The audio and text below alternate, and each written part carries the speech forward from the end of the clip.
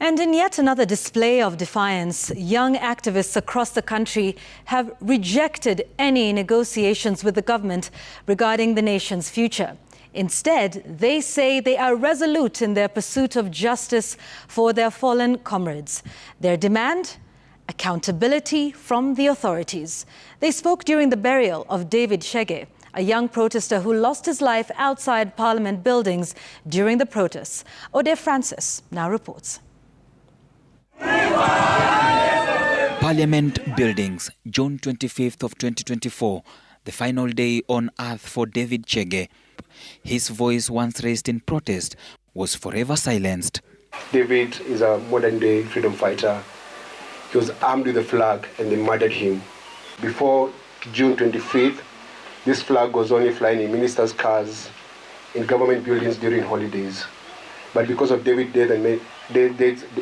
death and many others, this flag is now liberated.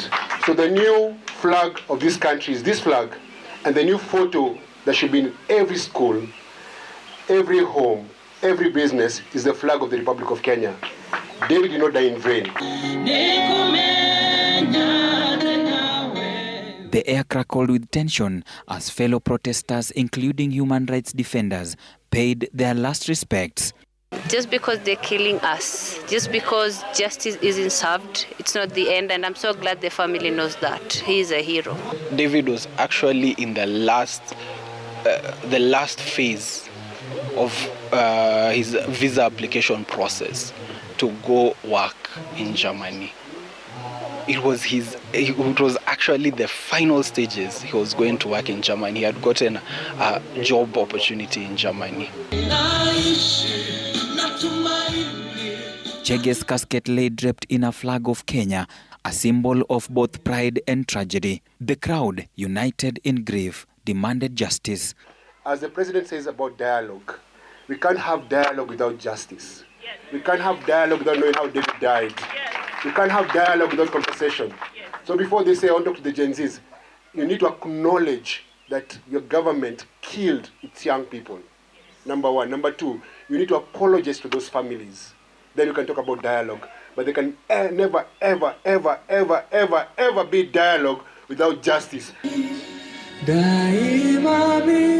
Their voices aimed at those in authority, the Kenya Kwanza administration. So we are telling the government, we must get justice for our fallen heroes.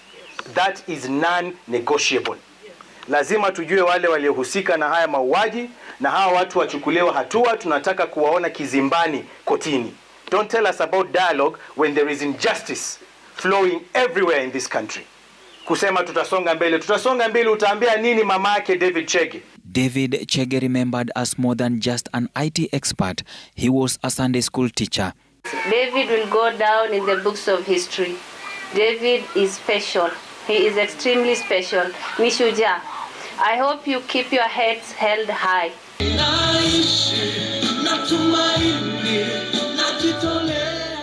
David Chege's fate was sealed by a bullet on the head, a casualty of the very system he challenged. The government's silence spoke volumes, but David's legacy endures. According to the young mourners, he is not just another statistic. He is a hero, an emblem of resilience.